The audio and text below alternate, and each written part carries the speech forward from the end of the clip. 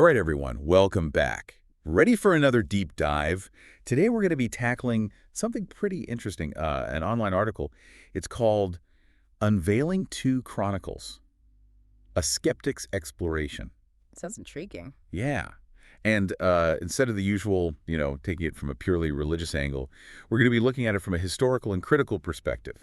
So get ready for some really surprising stuff about Solomon's wealth and the whole, the good kings and bad kings thing, and even Conflicts with science. oh yeah, that too. And maybe even a little peek into what the author's real agenda might have been. I'm ready. Let's dive in. So 2 Chronicles, it really zeroes in on these kings of Judah. It all starts with Solomon and the building of the first temple in Jerusalem. Like, that's the foundation of the whole book. Yeah, it sets the stage for everything that comes after. And speaking of Solomon, the book really plays up his wealth and wisdom. But how much of that is actually, historically accurate? Oh yeah, that's a good question. Was Solomon really as wise and rich as they say he was? Well, historians have been debating that one for ages. The Bible goes on and on about his riches and trade networks, but the archaeological evidence is kind of iffy on that. Like, we haven't really found anything that truly backs up those claims. So maybe it's more symbolic than literal, like a way to show God's blessings on the faithful. Could be. Some scholars definitely think that the kingdom's wealth during Solomon's reign might have been, let's say, embellished for theological reasons. That makes sense. It's like they're using his story to make a point. And that kind of makes you think about all the other kings in 2 Chronicles too. Especially when it comes to that whole good king versus bad king thing. Like, it's so black and white. Totally. But when you look closer, it gets way more complicated. Take Hezekiah, for example.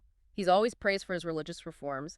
But, he got rid of all those altars to other gods and made everyone worship at the temple in Jerusalem. But he also went around destroying all these sacred sites and artifacts. And by today's standards, that's pretty intolerant. Right, so even the good kings had their issues. Yeah, it really makes you think about how our ideas of morality have changed over time. It's a totally different perspective. Yeah. And then you've got King Manasseh, who starts out, as a real tyrant. Manasseh. He's a prime example of the whole repentance theme that runs through the book. He's promoting pagan worship, even sacrifices his own children, but then, bam, he has this big change of heart, repents, turns back to God. And according to 2 Chronicles, God totally forgives him. It's a powerful story. Yeah. But it does make you wonder about divine justice. Yeah, he repented, but his actions had some serious consequences. Definitely. It raises the question, can repentance truly erase past deeds? It was a common idea in ancient Near Eastern thought, but it's something we still grapple with today. It's a big question. How do we balance forgiveness with the lasting impact of our actions? Something to think about for sure. Okay, so moving on. One thing that really jumps out in 2 Chronicles is how it links natural events to, divine intervention. Oh, absolutely. Like the story of King Uzziah. He gets struck with leprosy after trying to perform priestly duties, which was a big no-no. The text frames it as divine punishment. Right, but nowadays we understand leprosy as a disease, a contagious one. Exactly. It's a medical issue with complex causes. So it's like their worldview was totally different. They saw the divine in everything. But we tend to separate the natural and the supernatural. It highlights how much human understanding has evolved, right? Totally. It's not just about historical context, it's about how our knowledge has changed.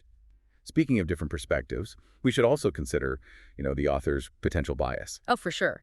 It's crucial to remember 2 Chronicles wasn't meant to be a neutral history book. Right. It was written after the Babylonian exile. Like, that was a traumatic time for the people of Judah. Exactly. So the author was probably trying to give them hope, remind them of their history and encourage them to stay faithful to God. So we have to read it with that context in mind.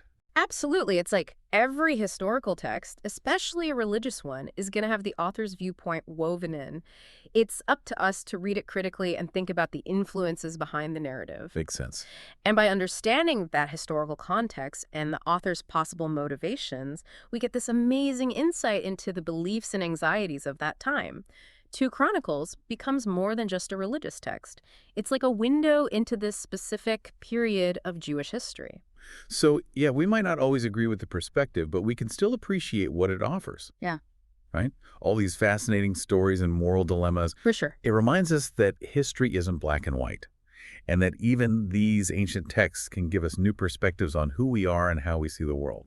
It makes you wonder, How do these ancient beliefs and practices, like the idea of repentance and divine intervention, shape our own understanding of morality and justice today? Mhm. Something to ponder, right? Definitely. It's a question that bridges the gap between the past and the present.